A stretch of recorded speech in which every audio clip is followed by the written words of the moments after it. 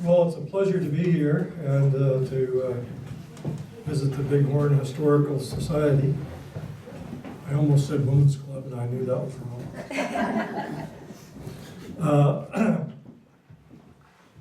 I look around the room here, and I see several people that I recognize from going back a long way. Judy Musgrave and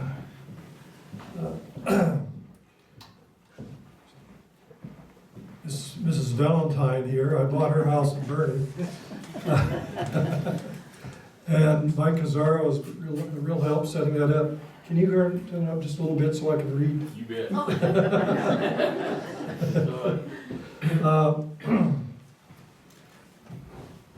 I'd also like to recognize my wife Susan. She's here.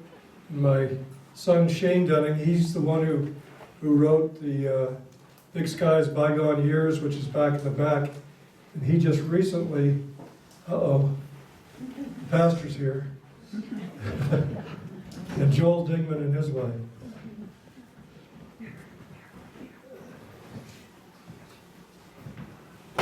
Let them get seated.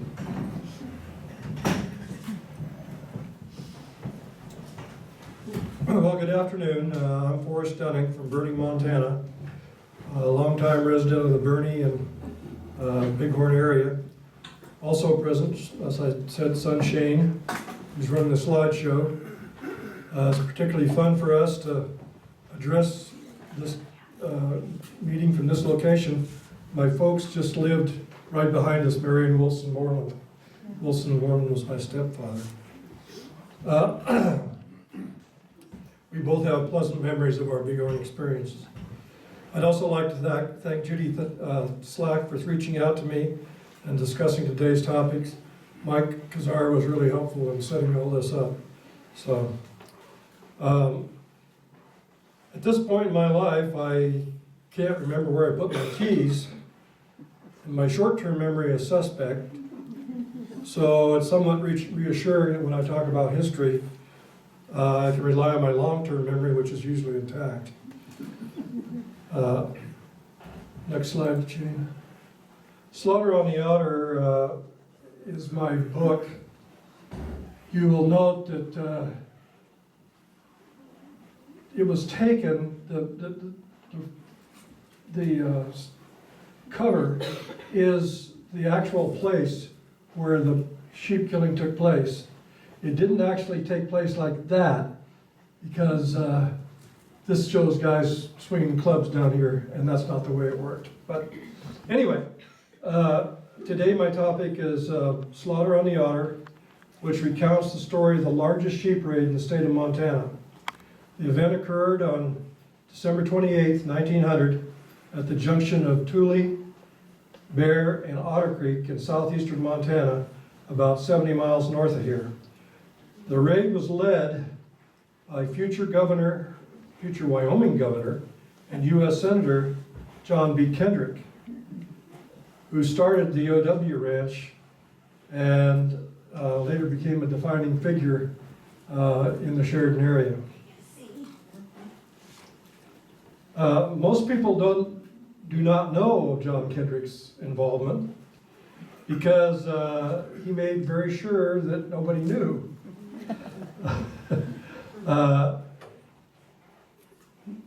Most people did not know about it until after the senator's death. In fact, even today, the biographies of John B. Kendrick, which was Bucky King, The Empire's Builders, and One Cowboy's Dream by Cindy Jorgen, either don't mention the raid or only call it a rumor. But nonetheless, the raid occurred, and to my knowledge, this book is the first definitive account of that date, or of that event. Slow shot, yeah. I'm going to give you a little bit of the Tongue River Valley and the sheep raid sites. As you can see, I better get my little pointer out here. The Bear Creek, the raid location is right there at Bear Creek. You see Bernie to the left, and the Tongue River and Otter Creek and all of that, up on the right.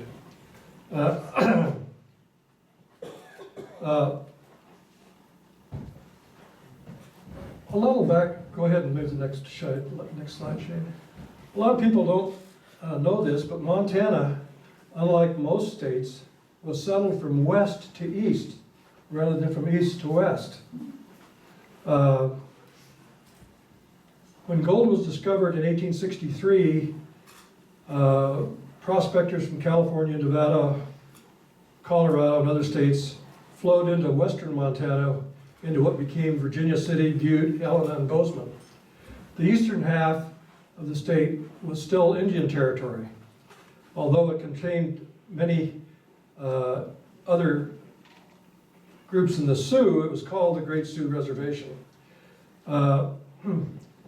As the mining camps grew, there developed a great demand for meat to feed the miners, and the Montana stock and sheep industries were born. Two of the early stock growers were Granville Stewart and John O. Selway, who respectively started the cattle and sheep industries in the state. Over the next 20 years, both industries expanded eastward as the Native Americans were defeated in the late 1870s, and the county and the country opened to farmers and ranchers and homesteaders who were rapidly settling the country. Also, the railroads were in by that time, so stockmen could export grain and meat to the hungry east. In southeastern Montana, by the beginning of 1890, big cattle and sheep outfits were thriving on the free grass of the public range. Sheep and cattle did not mix well and tended to separate themselves into different areas. In southern Custer County, which included the Rosebud, Tongue, and Powder rivers, three pioneers dominated the public lands. John B. Kendrick claimed Hanging Woman, Upper Powder River, and Levi Howes claimed the Otter Creek drainage for the cattlemen.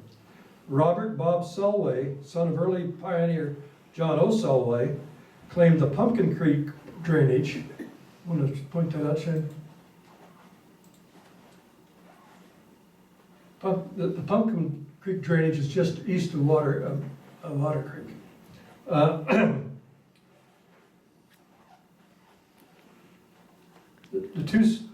make sure that each livestock owner stayed in their separate areas, the two sides marked their area by plowing deadlines, which each side pledged to respect. In the Otter Creek area, a deadline was plowed down the divide between Otter Creek and Pumpkin Creek. Sheep were supposed to stay east of the deadline, and cattlemen were agreed to stay west of the line. Next slide. By 1900, Bob Selway controlled 400,000 head of sheep by means of sheep leases in the Pumpkin Powder River area. Kendrick and Howes ran thousands of cattle in Otter Creek, Hanging Woman, and Upper Powder River areas, and Kendrick also had cattle allies on Tongue River. To set the stage, this was big cattle versus big sheep. Trouble began in the summer of 1900 when Selway began to test the deadline by grazing a few sheep on the cattle side of the line. Howes pushed them back. Then Selway's partner, John Dott, and his wife filed for a homestead at the head of Tule Creek. On a big spring right in the middle of the Howes-Kendrick claimed range. That was followed by surveyors surveying 72 40-acre tracts on water throughout the Kendrick-Howes range. Further questioning revealed that Selway intended to buy the 72 tracts from the government with script sold to speculators by Army veterans at the end of their enlistments.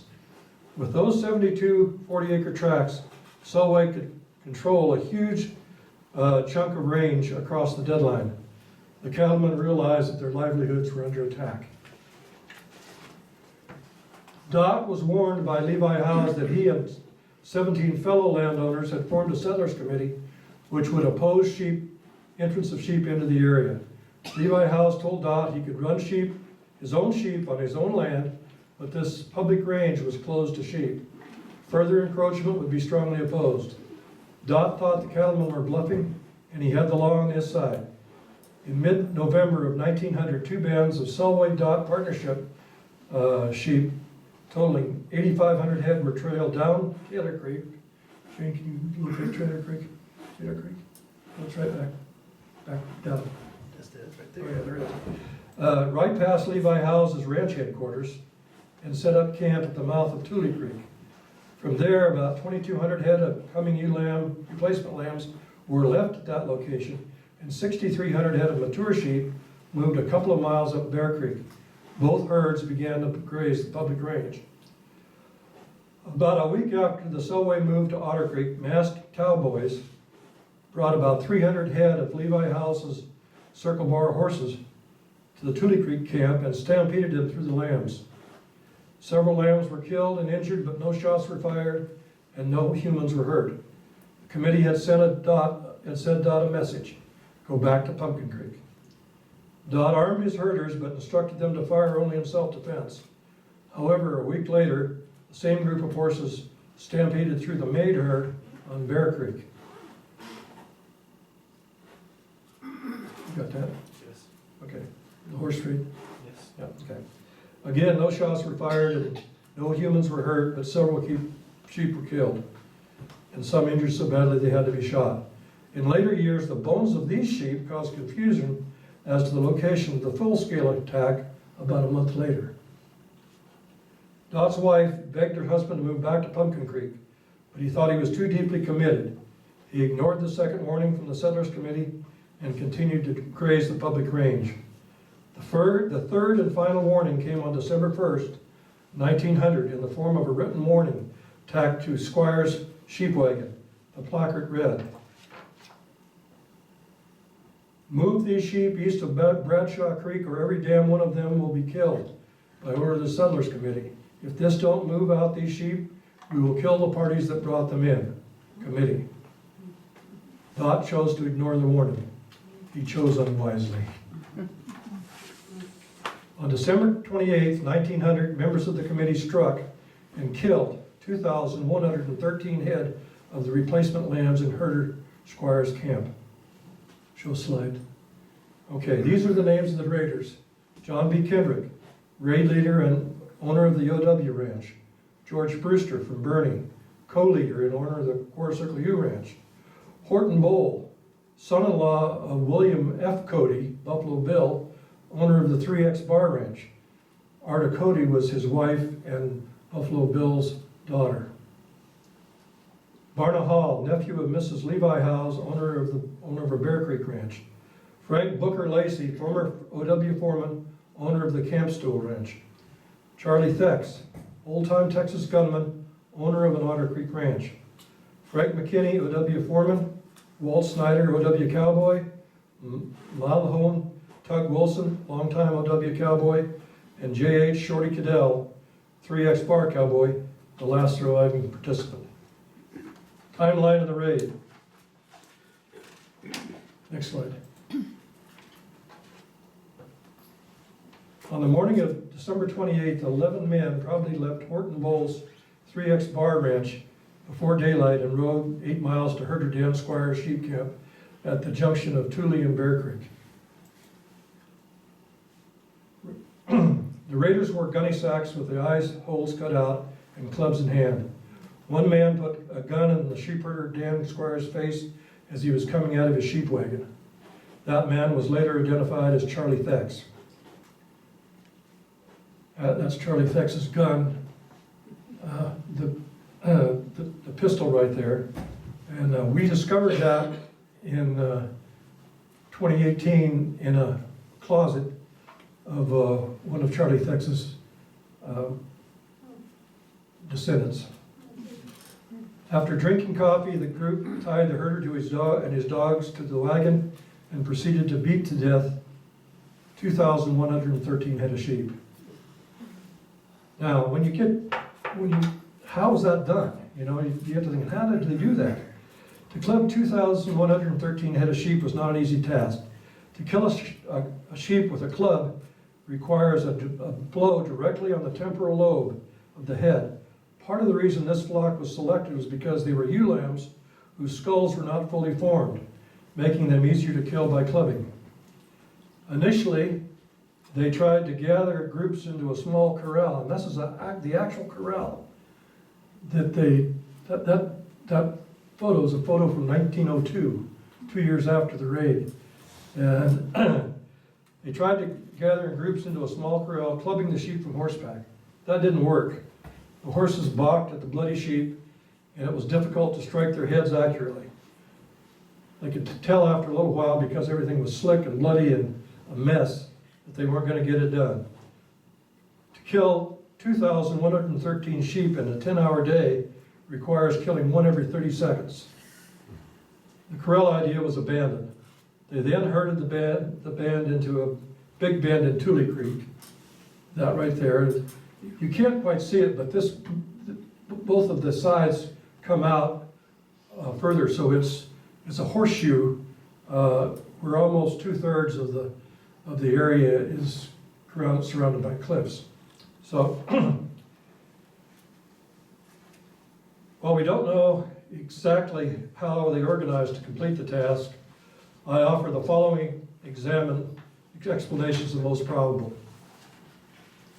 The 11 men were broken into 2 kill teams, consisting of a roper, 2 club men, and a dead pile man. 2 more riders on horseback were required to hold the band in the bend. Then the ropers on horseback would catch a lamb by the neck and drag it between the 2 club men, who would each deliver a blow to the head. This was similar to the way branding was done, except that rather than caught by the heels, they would be caught by the head and would be choked down when they were brought to the club men. Both club men would each strike the sheep in the temporal lobe. Once the sheep was dispatched, it would be dragged to a dead pile where the rope would be removed and the roper released to catch another lamb. Members of the team would be rotated to give the clubmen a rest. The slaughter took all day and was completed at dusk. Following the slaughter, they untied the herder and told him, "It's a vote from the crowd that you go to the wagon and stay there for 1 hour, and you better do it." They then returned to their respective ranches to attend New Year's Eve alibi dances at the OW Ranch and the 4D Ranch near Verney, where they could be seen by other members of the public. Charlie Thex played the fiddle at the OW, and George Brewster was well in evidence at the 4D. Herder Squires waited an hour and then walked up Otter Creek to the John Dodd homestead and reported the slaughter to John Dodd. From there, he walked to the 3 Circle Ranch on Tongue River, borrowed a horse, and left the country. The next morning, Dodd rode down to the kill site, verified the number of sheep killed, and proceeded to the Charles Bull Ranch and used the primitive telephone system to notify Custer County Sheriff O.C. Cato and asked him to notify his partner, Bob Selway, of the herd's destruction. He also went to the St. Lumbray Catholic Mission at Ashland and asked them to notify the Northern Cheyennes and come and get the carcasses. He told them, "Heap big kill, bring plenty wagons." Cato traveled from Miles City to Otter Creek, verified that the sheep had been killed, recovered several clubs, attempted to interview the ranchers in the area. All pleaded ignorance of the event or the knowledge of the perpetrators. The Cheyennes mobilized 33 wagons. Native American women skinned the lambs, gave Dot the hides, and located and loaded the carcasses on the wagons. 3 days were required to haul away the carcasses. No bones were left at the site.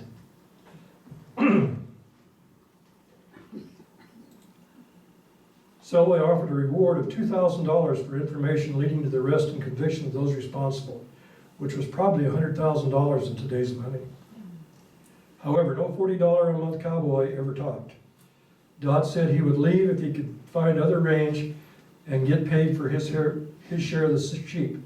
Kendrick visited Dot, paid him $4,000, and gave him a year to find new range. He abandoned his homestead.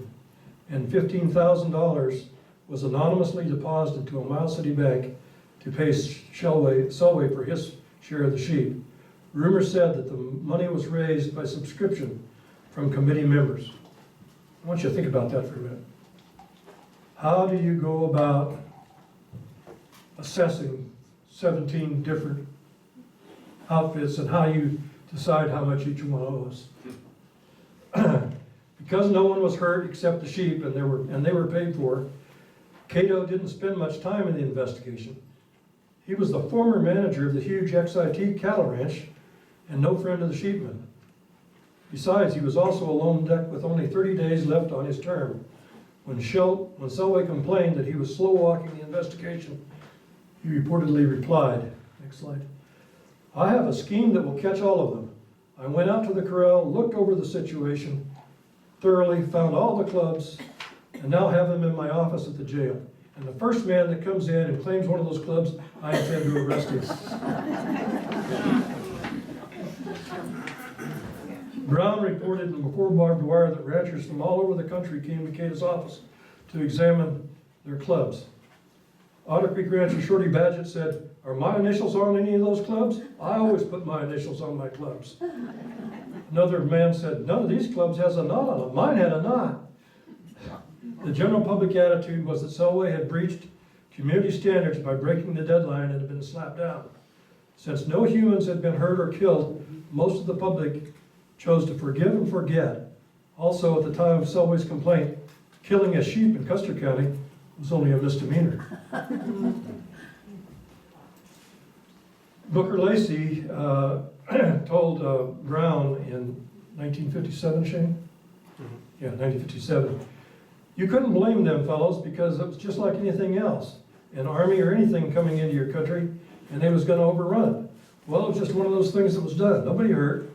And why, if somebody had been killed, they'd have whipped on that until they'd have known. But nobody was killed, nobody hurt, and it was just a matter of let it die."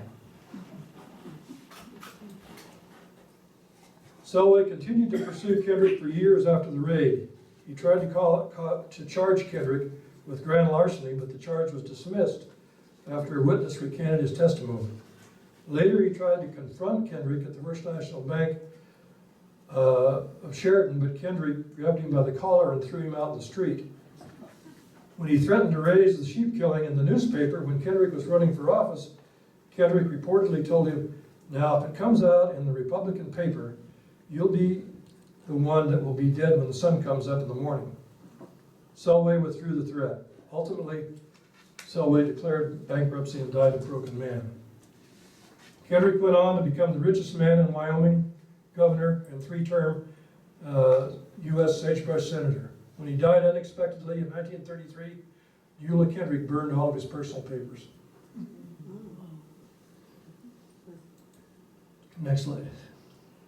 Because of what Lyman Brewster called a conspiracy of silence from the cattlemen and their friends, there was no information disclosed on the raid until Shorty Cadell told Lyman Brewster about it in 1956. Lyman Brewster, son of participant George Brewster, did not disclose the identity of the participants until he wrote a brief article in the Montana History magazine in 1954, a full 8 years after the last participant's death. He should be celebrated for his sense of history.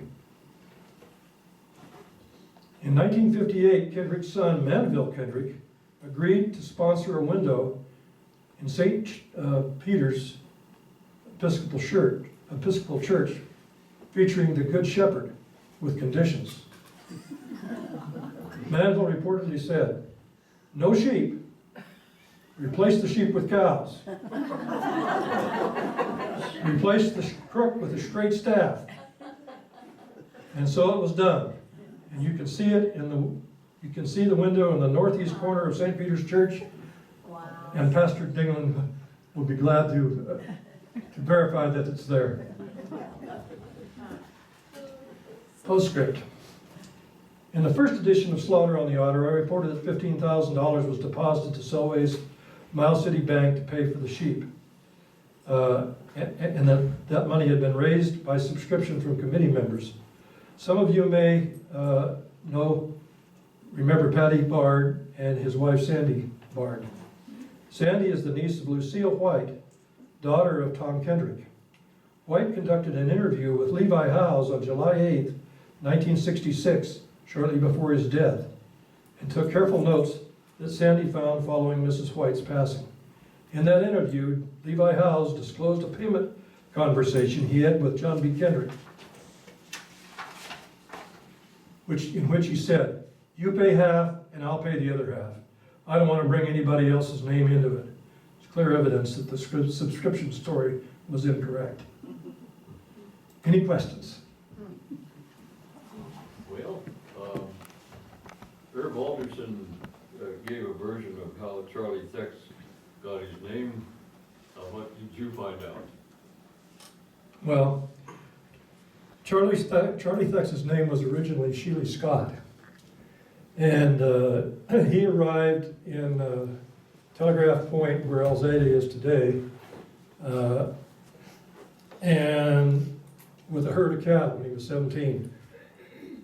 He and a buddy of his, older buddy, started hunting buffalo up and down Tongue River and Lame Deer and up in that area, and sold their hides for a pretty penny in Miles City. They headed back to Texas by way of Deadwood. When they got to Stoneville, which was then now called Alzada, you may have seen the Stoneville Saloon. His buddy got in a poker game, and he caught the gambler cheating, and guns were pulled in the bank, and the gambler killed his buddy. Charlie killed the gambler. From there, he took off at a fast note, and went to Deadwood. Didn't have much luck there, and headed back to Texas. Well, on the way back to Texas, he ran into a bunch of Texas Rangers, and he fell in with them. They were hunting the Comanches that had been raiding. Well, he helped guide the Rangers, and he got in a big firefight and killed 3 Comanches. Then he went from there back home to Texas. And Texas at that time, or his town at that time, was under occupation because of the Army and the Confederacy under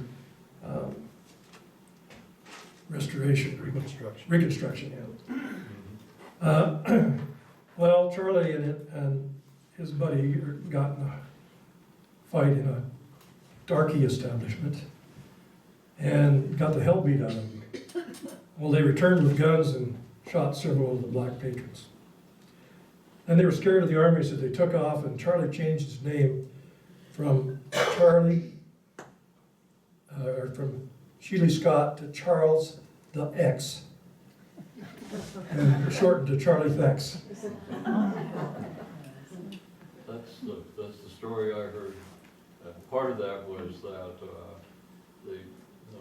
him and his partner, when they came up this way, of course, they had old black powder pistols, and they knew that if they got in a fight with the Indians, that they'd be more effective if they put a double charge in the pistol, so that they had a little bit more zoom. And the gambler that Charlie thought that shot, there was so much fire out. It set the man's shirt on fire. So that was a little side note to that whole thing. Yeah, well, I couldn't verify that, so I didn't include it. But other questions, I'm sure. Lee? Well, Charlie Thex must have been related to Clifford Thex. Yes, he's dead. Yeah, well, Clifford Thex was the opposite. He was a wonderful musician and very kind and gentle. Charlie Thex was a very good musician himself. He played the violin, and he was a good friend but a bad enemy. Well, those Thexes all came from Otter. Yes, yes. Other questions? Somebody's got some other questions.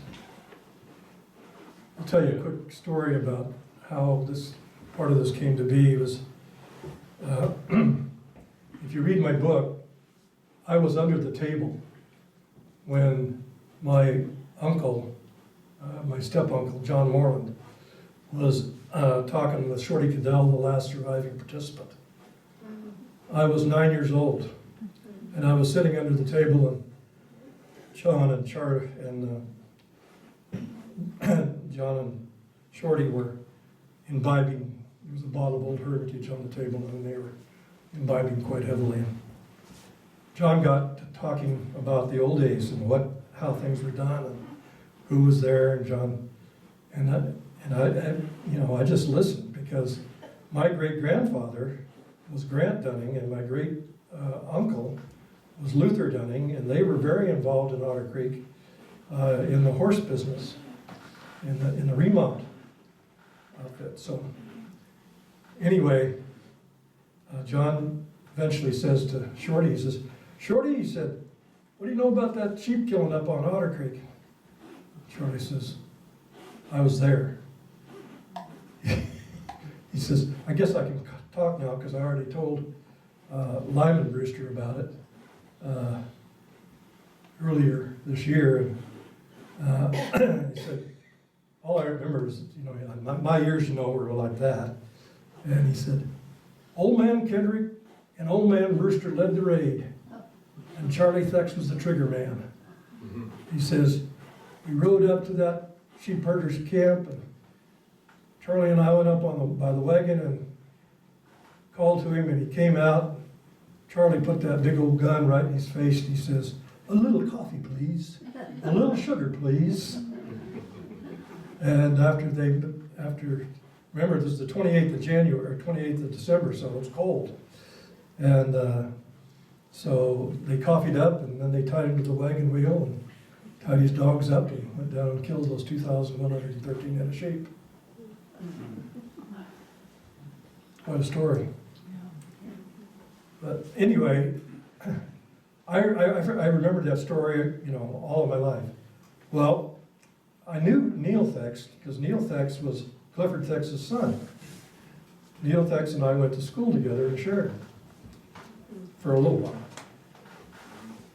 And it just turned out that I was, after I graduated from college, I went through ROTC, and I went to Fort Benning, Georgia, after I got my butter bars as a second lieutenant. And I was in front of Olson Hall. And they were calling the names, and they said, "Dunning, Forrest." And I said, "Here, sir." About a minute later, it said, "Thex, Neil." And I looked behind me, and by gosh, here is Neil Thex. Well, we both ended up going to the 25th Infantry Division in Hawaii, and we got to talking about Charlie, and he had all kinds of information on Charlie. And after I got back and retired, basically, from the Army, and retired from the cattle business, I contacted Neil, and I said, "Look, I want to write a book about the sheep killing. What do you know?" He says, "Oh, I know a lot." And so he sent me Lyman Brewster's article, and he told me several of the other stories about Charlie, and it was pretty good. It was a lot of fun. I do want to do a little commercial here. If you're interested in knowing about the raid and other southeastern Montana, northern Wyoming history, we have 3 titles that's for sale at the back of the room. Slaughter on the Otter is on today's subject, so if you want to be able to review that in more detail. Death at Lame Deer is the story of the last time Cheyenne warriors met the U.S. Army on the field of battle. It was a suicide by soldier incident in Lame Deer, Montana on September 13th, 1890. And I'm sure Christine remembers that, not the battle. But remember that at Lame Deer, they have the rocks coming down the hill. That's where Head Chief rode down the hill and was killed by the 1st Cavalry. Big Sky, Bygone Days is Shane's book. A just released book by Shane Denning is a compendium of his award-winning articles from Montana, the Magazine of Western History, and the Powder River Examiner and Broadus. It's back in the room there. It's a pretty good bathroom book, because you can just about read a chapter and be done. So, anyway, that's all. Anybody else got any more questions for me or Shane? I have an addition to your sheep stories. Has anybody heard of the Spring Creek raid over on Otter Creek in the basin? Big one basin. So it happened in 1909, and the cattlemen rode in there at night and killed 2 sheep herders, ran a couple others off, and shot a bunch of sheep. Interesting side note to that is, back in 1908, something went through the sky in Siberia and blew down a bunch of trees. They thought it was a meteor. Now they find out it was a blob of plasma that was ejected from the sun that shot toward the earth and just missed the earth, but went through the atmosphere and just broke like a big bubble and blew down all these trees. It made a heck of an explosion. The other thing it did was it lit up the night sky by exciting the ion layer, because this was a evolved energy. And they said at the time that you could read a newspaper at night. So it's like a terrific aurora that and no one could explain. They just accepted it as, well, sky's glowing, big deal. However, it was still glowing in 1909 when these guys rode in at night and were able to see their gun sights and shoot the sheep herders and all the sheep. So, just a little side note on that whole thing. The thing was that a couple of guys kind of went to jail for a little while. The other fellow just got off, and we had one of the granddaughters here at one of our meetings one time said, "Yeah, that was my grandfather did that." So, not the proudest moment.